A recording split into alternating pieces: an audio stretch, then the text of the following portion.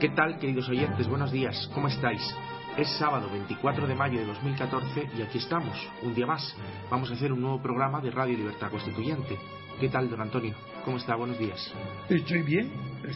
Hoy empezamos un poco más tarde, por culpa tuya, no mía, porque has llegado tú un poco más tarde, pero lo has compensado con el chiste que me acabas de contar, que luego te pido que solo para que se rían también nuestros oyentes. Es real. No es un chiste. Sí, pero bueno, es un chiste, ya verás. Tú lo vas a contar de verdad, lo que ha pasado de verdad. Pues, así que venga, cuando tú quieras empezamos. Vamos a empezar hablando de la abstención y vamos a hablar también de las elecciones municipales que presagian lo que puede suceder. Entonces no digas también, si no va a hablar de la abstención en relación con las elecciones municipales y no, de Inglaterra, sino de las elecciones europeas. De las elecciones europeas. Porque la de Inglaterra es otra cosa, que también hablaremos, pero eso es otra cosa. Pues vamos a empezar hablando de la abstención en las elecciones europeas. ¿Ah, sí? ¿Prefieres? Y después hablamos de en ¿Sí? relación con el asunto de Inglaterra. No, es que yo había puesto primero lo de España, porque en el asunto del país, siguiendo el país, la ha puesto como es natural, en la portada, la principal noticia en la española, sí. Y luego con un subtítulo pequeñito, como una especie subordinada de noticias, lo que ha sucedido en el Reino Unido. Pues yo prefiero seguir lo mismo que el periódico El País y que Mundo también, porque indica, ellos sí saben lo que tiene más interés, aunque sea falso, pero saben muy bien el orden de lo que interesa al público, es de lo que entienden, de lo que vende. Vamos a seguir su orden. En la portada del diario El País eso. Dice: los partidos hacen una última llamada contra la abstención. Eso. PP y PSOE llegan empatados al final de la campaña. Rajoy denuncia la herencia socialista, la herencia económica, y Rubalcaba denuncia el recorte social del gobierno de Rajoy. El PP y el PSOE dice que llegan empatados al final de la campaña y echaron ayer el resto para movilizar el voto y evitar una abstención que puede influir de forma determinante en el resultado final. Ojo, dice evitar una abstención, cuando hasta ahora todos los partidos y toda la opinión dominante, hegemónica, era que la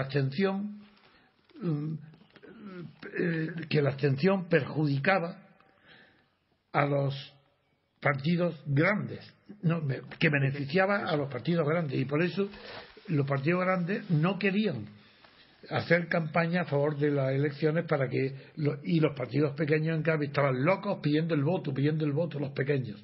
Bueno, pues ahora tú acabas de decir lo que introduce el artículo, ¿no? Lo que dice en la portada del diario El País es que han echado el resto, el PP y el PSOE, para evitar una abstención que pueda influir de luego forma ahí se deduce que están en contra de la abstención, ¿verdad? Desde luego. Pues venga, vamos a ver luego ya en el interior los dos párrafos significativos del problema de la abstención. A ver, ¿qué postura tiene? Aquí hay una contradicción en el diario El País que se la voy a leer para que la comente usted. Por un lado dice, en titulares, contradicción, no sabemos si es el diario El País y si ha dicho la verdad. La contradicción son de los partidos mayoritarios, pero parece ser que es del País, porque es imposible que los partidos mayoritarios digan semejante locura.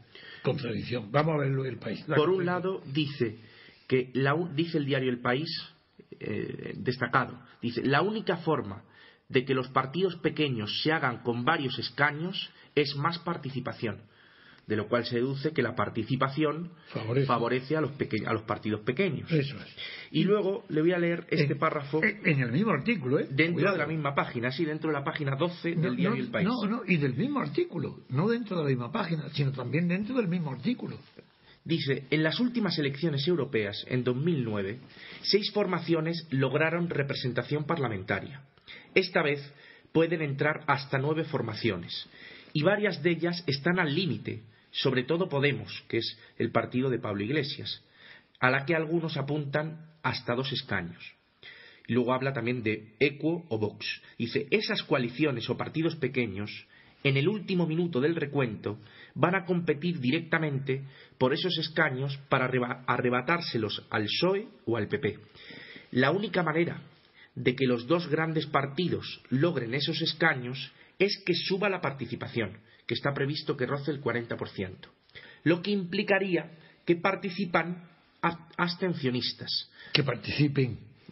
lo dice mal el periódico, sí, que participen abstencionistas. Es decir, por un lado, dice, hemos leído antes que el diario El País dice que la única forma de que los partidos pequeños se hagan con varios escaños es que haya más participación. Es decir, que no haya abstención grande. Y por otro lado dice que la única manera de que los dos grandes partidos logren esos escaños, arrebatárselos a los pequeños, es que suba la participación, lo que implicaría que participasen abstencionistas. Exactamente.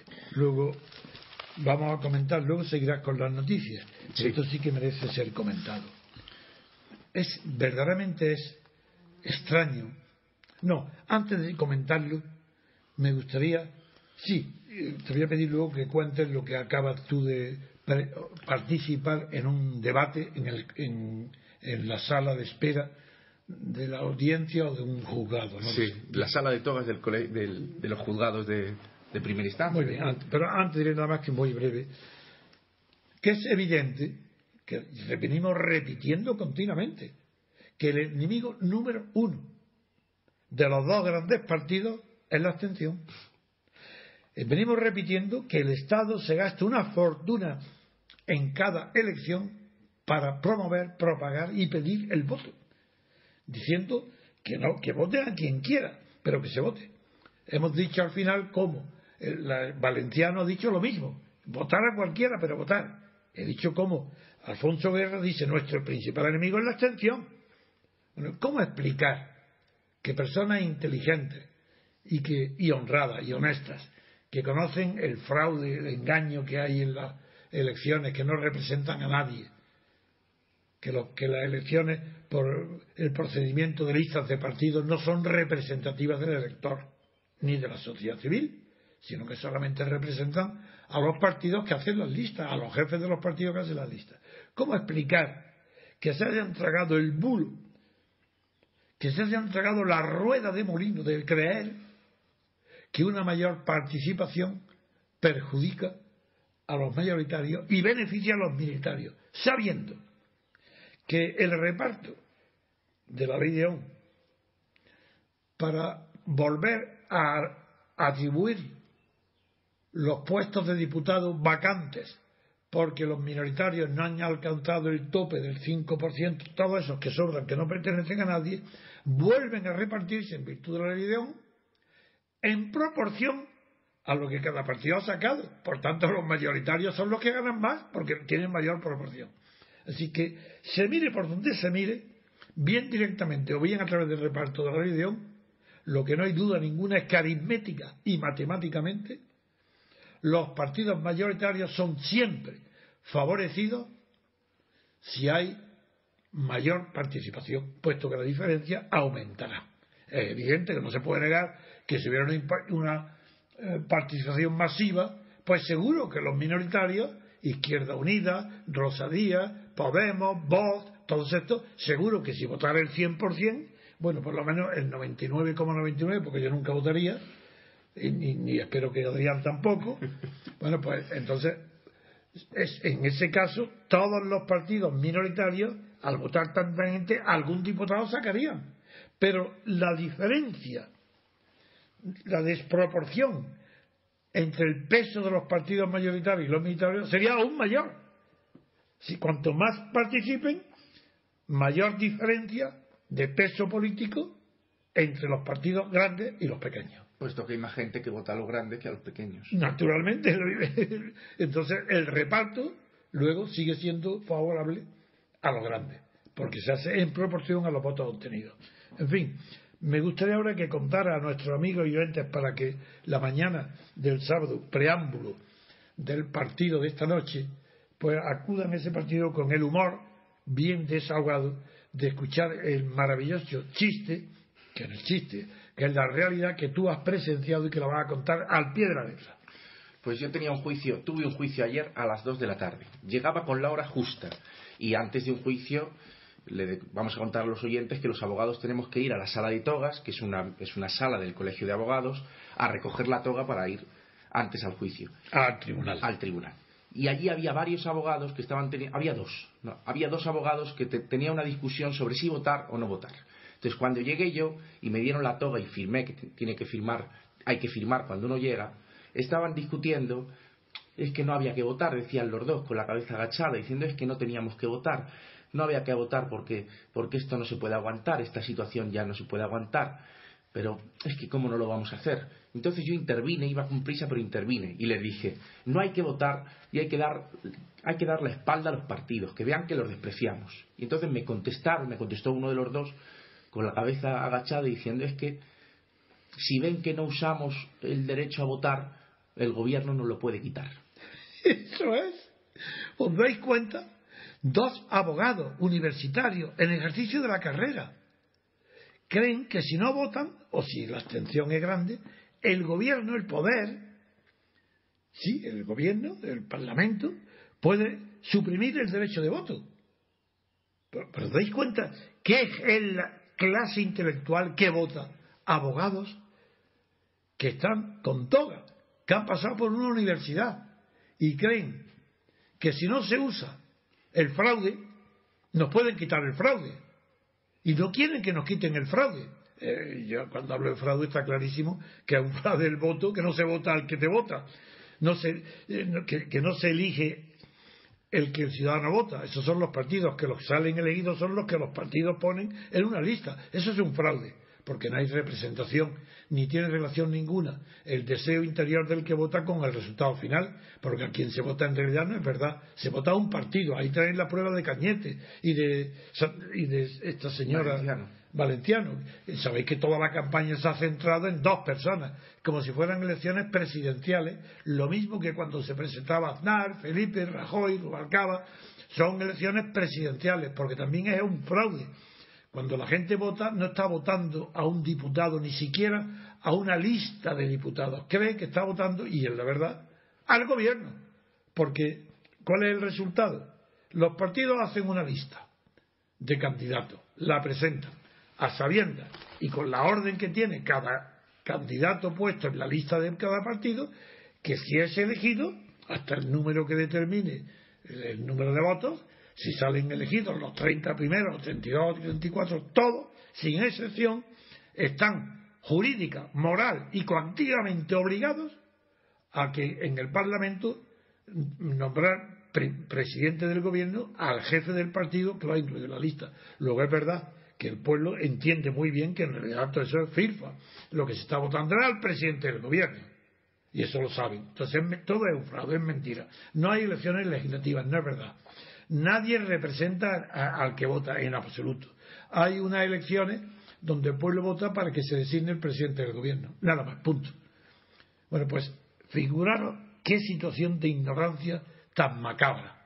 Dos abogados mayores, con toga de abogado, claro, molestándose en ir a un juicio. ¿Pero qué van a decir esos individuos de abogados ante un juicio? ¿Pero qué van a hablar? ¿De qué van a hablar? Si no conocen ni las leyes por las cuales ellos están votando.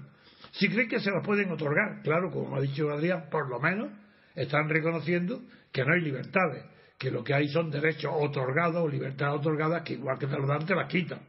Bueno, por lo menos saben que te las pueden quitar.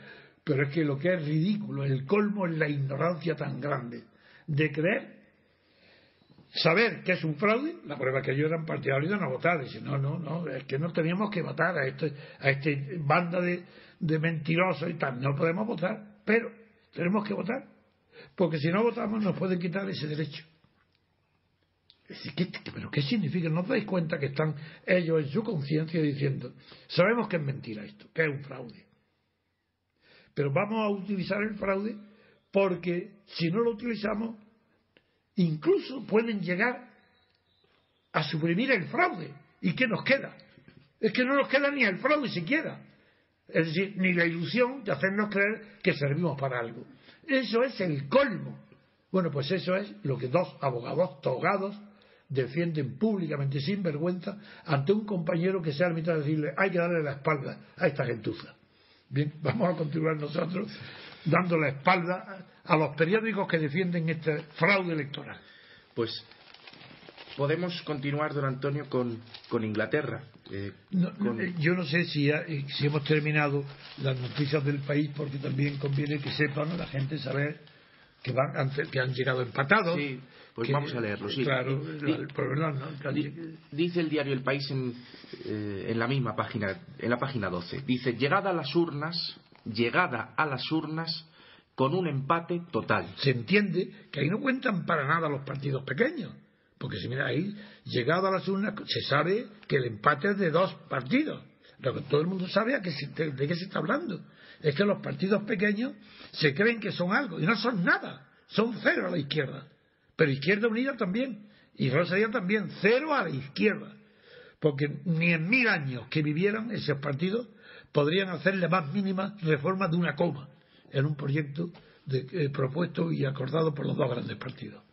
Dice: la incógnita sobre el resultado domina el cierre de una campaña de pesadilla para el PP. Unos miles de votos a partidos pequeños pueden alterar el reparto entre populares y socialistas. Eso no es verdad.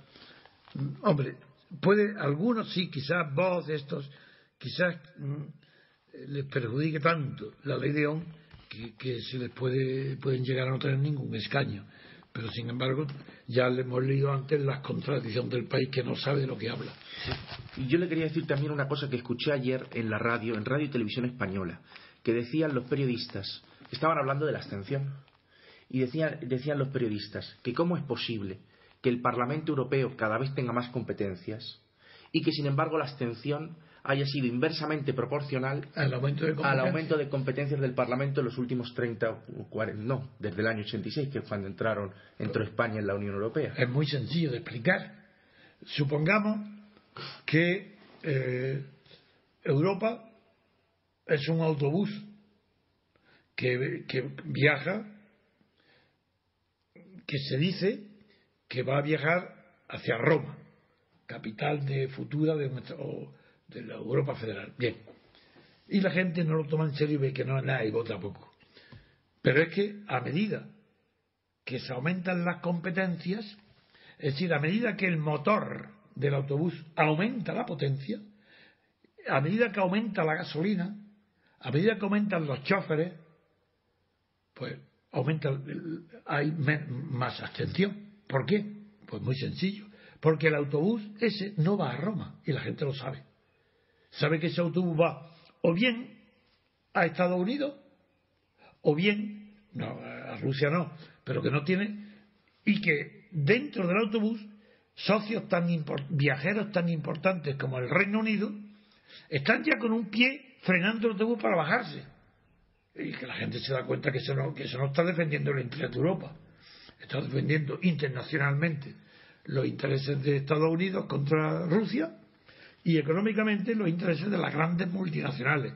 Es un club de oligarcas y eso lo saben, por eso no hay ninguna contradicción. A medida que se aumentan las competencias de la Unión Europea, crecerá el número de abstencionistas, porque es más peligroso y más lejano el camino de despegue, de la separación, el alejamiento de Europa de los intereses personales. Otro ejemplo: la inmigración. Ley Schengen. A medida que aumentan las competencias de que Europa es libertad de circulación de capitales y de personas, pues muy bien, a medida que aumentan esas competencias, la gente no quiere Europa y quiere bajarse del autobús porque no quiere que Europa sea el andén donde bien llega toda la inmigración en turismo de prestaciones, que llega a Europa para tener la sanidad gratis, y si vienen de África, pues nada. Otro ejemplo: el aumento de los partidos nacionalistas, como en Francia y como en el Reino Unido y como en Holanda, demuestra que lo que provoca el aumento de los adversarios de la Unión Europea, lo que lo provoca es justamente el aumento de competencias europeas. Es que no es que una condición, tiene una relación directa. Más Europa, menos interés tiene, más nacionalismo en contra de Europa, de esta Europa, porque no se concibe otra. Hombre, si hubiera una Europa de la libertad, una Europa federal, unos Estados Unidos federados de Europa, eso sería otra cosa. Pero ¿cómo Europa va a aumentar las libertades si Europa misma, el corazón de Europa mismo, procede de la ausencia de la libertad y de la represión de la libertad? Pero ¿de dónde ha nacido Europa? La Comunidad del Carbón y del Acero es la primera piedra. es que esa nace de la libertad. No. ¿Qué va? Nace para evitar los conflictos bélicos tradicionales entre Alemania y Francia, en las fronteras de esos dos países. Y eso se forma como un club de intereses económicos que favorece a Alemania y a Francia. Pero si favorece a alguien, siempre hay un perjudicado. Luego hay los terceros países europeos tan perjudicados. Luego se amplía a Roma, Tratado de Roma, 6, España todavía no estaba. Entonces el beneficio del club se extiende a Italia, se extiende al Benelux, a los tres, Francia, Alemania e Italia. Ese era el Tratado de Roma. Y todavía, bueno, aunque no procedía de la libertad, porque ¿qué libertad es la que produce esos fenómenos? Pues la libertad americana, que es la que da la libertad que hay a Europa, no la libertad total política, pero una libertad individual muy grande, la dan las tropas, el ejército americano, que mientras que se está haciendo el tratado del carbón y del acero, el ejército americano está ocupando Alemania, la mitad de Alemania, y la otra mitad el ejército ruso. Es que se olvidan esto. Pero ¿cómo va a darnos más libertad una Europa que nace como tal Europa en forma de un club económico patrocinado por Estados Unidos? Y que luego que Estados Unidos no esté interesado, eso es otra cuestión. El nacimiento del euro, eso ya es otra cuestión más compleja. El hecho fundamental es: no puede haber más libertad en unos países europeos que proceden del nazismo y del fascismo. Eso es imposible. En cambio, Reino Unido, que conservó su libertad, mira, ya vamos a llegar a sus noticias, vamos a llegar a ver qué ha pasado en el Reino Unido, qué está pasando. Y en Inglaterra sí que procede de la libertad. Inglaterra no perdió su libertad ante el fascismo ni el nazismo. Pero ¿y qué está pasando con Europa? ¿Por qué es tan reticente? ¿Por qué no es como los demás del continente? Porque tiene miedo a perder, no el nacionalismo, a perder las libertades, como está sucediendo. Pues eso vamos a ver ahora, si queréis, ya ha llegado el momento, pasar a ver a lo que está pasando en el Reino Unido. Pues vamos a ver lo que ha sucedido en las elecciones municipales que presagian lo que va a suceder en el recuento de las elecciones europeas en Inglaterra. Dice el titular del diario El País, en la página número 3 de Internacional: el auge de los populistas, se refiere a Nigel Farage, el líder de UKIP, el auge de los populistas presagia una nueva era política en Reino Unido. El éxito del UKIP, del UKIP, se dice así, don Antonio, sí, UKIP, de Nigel Farage en las municipales rompe la hegemonía de los tres grandes grupos. El partido aboga por la salida de Londres de la Unión Europea. Lo que cuenta es que la política... Antes de que continúe, sí, que enseguida te voy a dar paso, hay que recordar que las personas que no están muy informadas y leen la prensa rápidamente pueden confundirse, que en el Reino Unido se han celebrado el jueves dos tipos diferentes de elecciones. Uno han sido las elecciones municipales, que se han celebrado no en toda Inglaterra, porque no se celebran a la vez, sino en los estados del norte y en algunos distritos de Londres.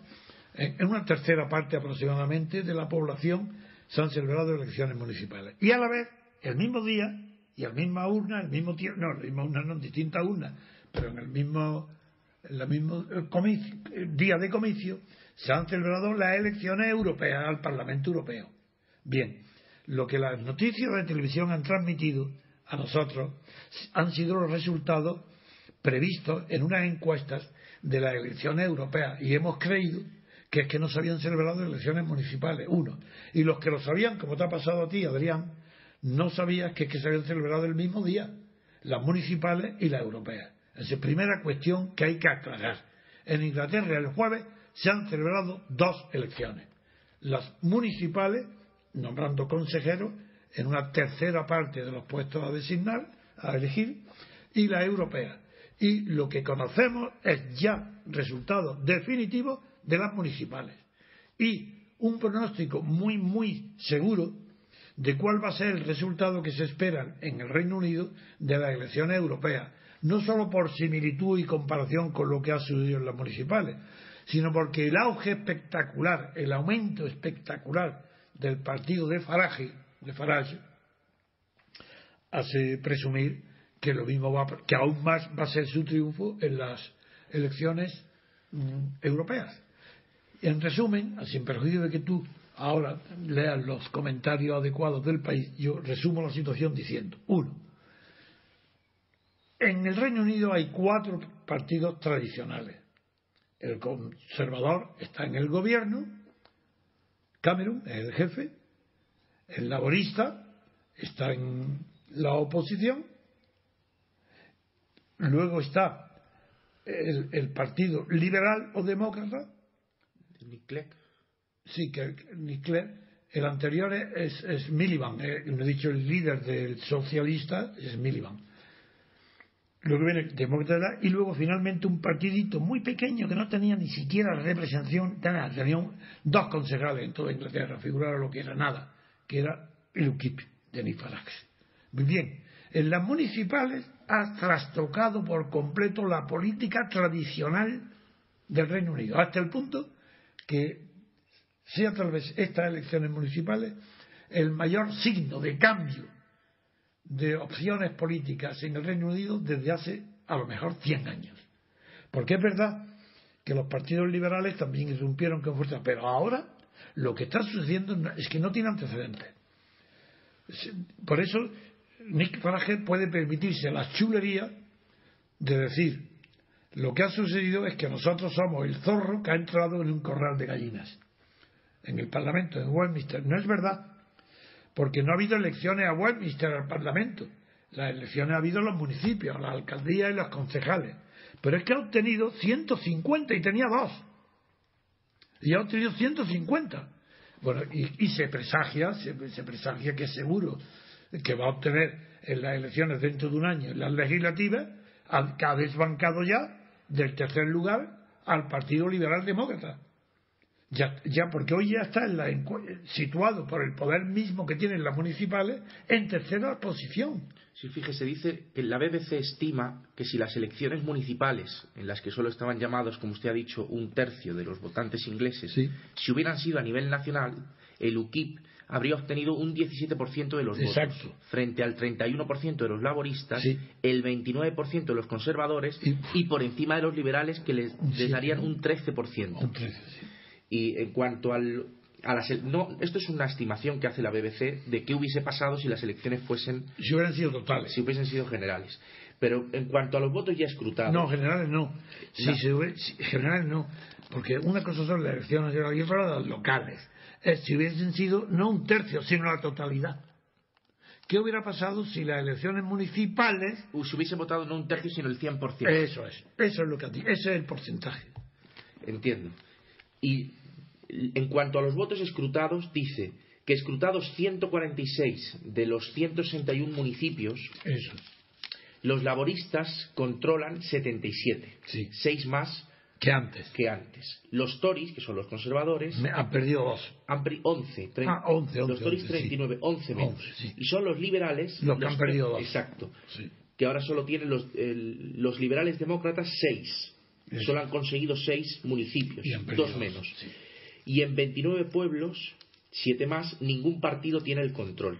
Eso. Y luego dice, en cuanto a concejales, que es otra cosa, una cosa son el número de concejales y otra los municipios que están controlados por un partido o por otro.